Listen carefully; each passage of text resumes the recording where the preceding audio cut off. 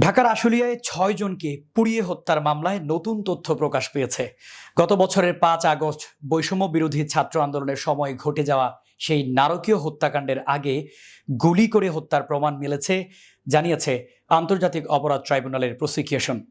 বিস্তারিত নাজমুন নাহার উসবার প্রতিবেদনে।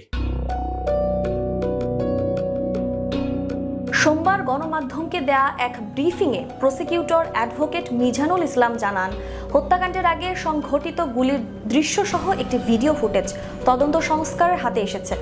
ফুটেজ বিশ্লেষণে দুইজনকে শনাক্ত করা সম্ভব হয়েছে, বাকিদের শনাক্তের কাজ চলছে। তিনি আরও জানান, শনাক্ত হওয়া ব্যক্তিদের দ্রুত গ্রেপ্তার করে ট্রাইব্যুনালে হাজির করার উদ্যোগ নেওয়া হচ্ছে।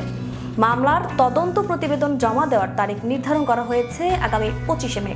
উল্লেখ্য, ৫ আগস্ট শেখ হাসিনার সরকারের পতনের দাবিতে ছাত্র জনতার অভ্যুত্থানের দিন আশুলিয়ায় ৬ জনকে গুলি করে হত্যা করা হয় এবং পরে তাদের নিথর দেহ পুলিশের গাড়িতে তুলে আগুনে পুড়িয়ে ফেলা হয়। তদন্তে জানা গেছে, আগুন ধরানোর সময় একজন জীবিত ছিলেন, যাকে আগুনে পুড়িয়ে মৃত্যু নিশ্চিত করা হয়। ভয়াবহ সেই দৃশ্য সামাজিক যোগাযোগ মাধ্যমে ছড়িয়ে পড়লে বিশ্বজুড়ে নিন্দা ও উত্তেজনা ছড়িয়ে পড়ে। সবশেষ পাওয়া ভিডিও ফুটেজ গুলি করে হত্যার নির্মম দৃশ্য পরিষ্কারভাবে ধরা পড়েছে, যা মামলার তদন্তে নতুন গতি আনবে বলে মনে করেছেন সংশ্লিষ্ট কর্মকর্তারা।